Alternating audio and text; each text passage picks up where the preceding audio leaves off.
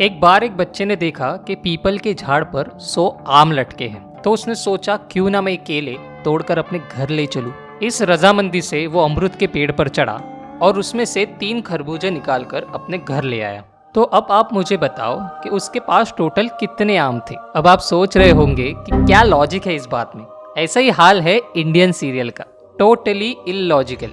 वरना आप ही बताओ, क्या आपने कभी किसी आदमी को बाल की जू से लड़ते हुए देखा है, या फिर एक मरी हुई औरत को बच्चा डिलीवरी करते देखा है? अरे ये बच्चे की रोने की आवाज। अगर नहीं तो ये वीडियो आपको जरूर देखना चाहिए, क्योंकि आज का वीडियो आपको सिखा देगा कि ये मेकर्स जानबूझकर ऐसे सीरियल्स क्यों बनाते हैं।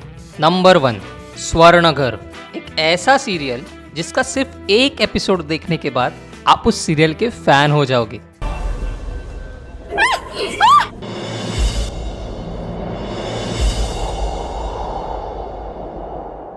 आप सोच रहे होंगे कि इसमें क्या खास बात है। हर 7वें 8वें सीरियल्स में ऐसा ही कुछ होता है, लेकिन एक मिनट, इसके आगे देखिए।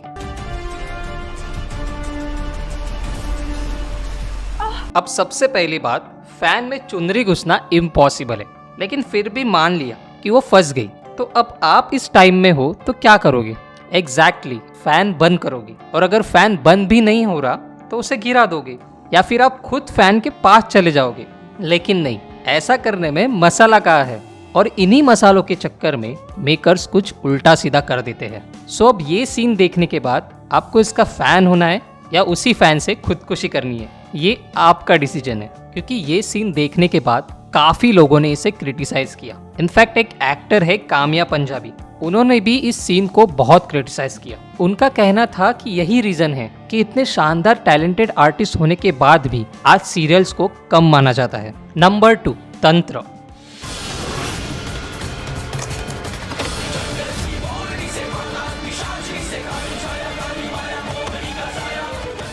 ये इकलौता ऐसा सीरियल है जिसके नाम की वजह से इस सीरियल को बंद करना पड़ा। इस सीरियल की कहानी अनोखी थी। एक परिवार अपने सपनों के घर में आ जाता है जिसका नाम है जलसा, लेकिन जल्द ही उन्हें महसूस होता है कि ये घर सामान्य नहीं है। घर में अजीब घटनाएं होने लगती है, दीवारों से आवाजें, अचानक चीजों का हिलना और परछाई का दिखना। फिर बाद में पता चलता है कि इस घर पर किसी ने तंत्र किया है, इसीलिए ये हवेली एक जीवित और सांस लेने वाले किरदार में तब्दील हो जाती है। अब ऐसी सीरियल अचानक से बंद हो गई। सो कई लोग इसका रीजन ब्लैक मैजिक से जोड़ रहे थे। इस सीरियल के एक्टर ने इनडायरेक्टली बताया क्रू को शूटिंग के दौरान डिस्कम्फर्ट फील होता था। कुछ लोग तो एनर्जी फील होने की बात करते थे।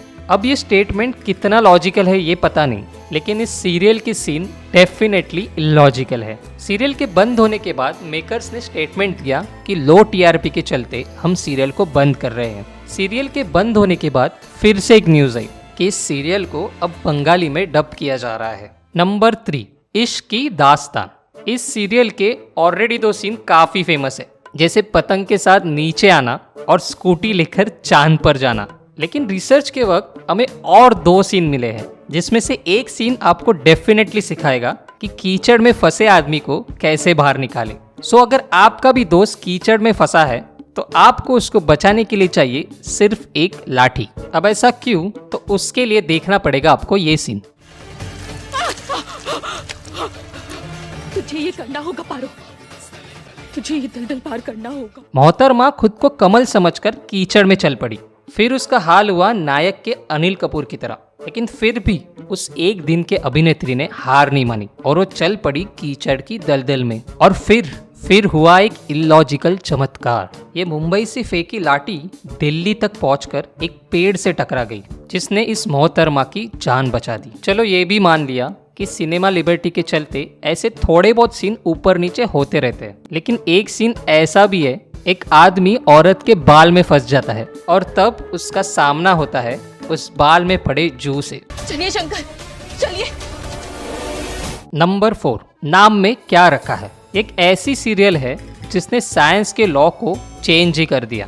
इनके एक सीन में एक लड़का टेरेस से लटका हुआ होता है, जिसे एक लड़की देखती है और उसे बचाने के लिए प्रयास करती है। लाख कोशिश के बाद भी वो चढ़ नहीं पाती। फिर उसके दिमाग में एक आइडिया आता है। अब ऊपर आने के बाद उसे पता चलता है कि लड़का तो बहुत भारी है और वो उसे ऊपर खींच नहीं सकती। नीचे गिरना नहीं है, जंप करना है। और इसी तरह दोनों टेरिस पर ना कूदते हुए डायरेक्ट बिल्डिंग से नीचे छलांग लगाते हैं। अब इतना रिसर्च करने के बाद हमें सीरियल का नाम नहीं ढूंढ सके। अगर आपको पता है तो हमें कमेंट करके जरूर बताइए। नंबर 5, स्टोरी मर गई। डॉक्टर ने डेथ डिक्लेयर करने के बाद नॉर्मली लोग मर जाते हैं, यह आम जिंदगी। लेकिन इंडियन सीरियल वाले कुछ अलग ही है। यहाँ मरने वाले को इमोशनल ब्लैकमेल करके जिंदा किया जाता है। बंद करो अपना ये तमाशा और उठो।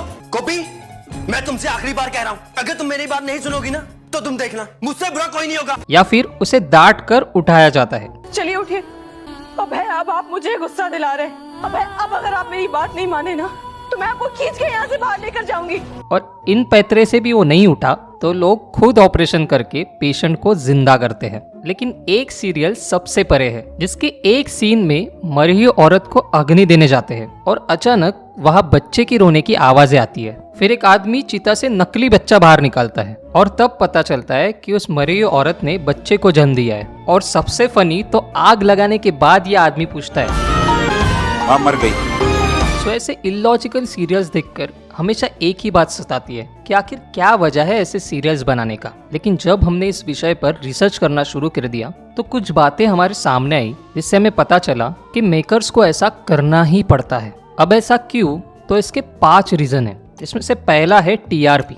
जो बिका वही सही। टीवी इंडस्ट्री का एक बिजनेस है जिसे चलाने का इंजन है टीआरपी, मतलब दर्शकों को हर समय जोड़े रखना। इसलिए इमोशन, शॉक, ड्रामा जितना ओवर होगा उतना एंगेजमेंट ज्यादा रहेगा। लेकिन कभी कभी ये ज्यादा दिखाने के चक्कर में कई चीजें इलॉजिकल हो जाती है। सेकंड है रिपीटेटिव फॉर्मूला। सास बहू, नागिन, पुनर्जन्म, तंत्र मंत्र, फेम स्विच, अचानक अमीर बन जाना, ये सब पहले हिट होता था तो प्रोड्यूसर अभी तक वही पुरानी चीजें नए नाम और किरदारों के साथ बार बार चलाते रहते हैं। वजह रिस्क कम और रिटर्न ज्यादा, और ऊपर से उनके टारगेट ऑडियंस महिला है जिन्हें ज्यादातर भावनात्मक, पारिवारिक और लंबी कहानी पसंद आती है। वे लॉजिक से ज्यादा इमोशनल कनेक्शन जोड़ते हैं। इसलिए कहानी में 20 साल का लीप, मरकर लौट आने वाला पति और अदृश्य शक्ति, ये सब डाइजेस्ट हो जाता है। इसलिए राइटर्स फिलर एपिसोड्स या ओवर ड्रामेटिक ट्विस्ट से टाइम पास करते हैं, फिर चाहे वो लॉजिकल हो या इलॉजिकल। लेकिन इन सब में सबसे मेन रीजन है ओटीटी।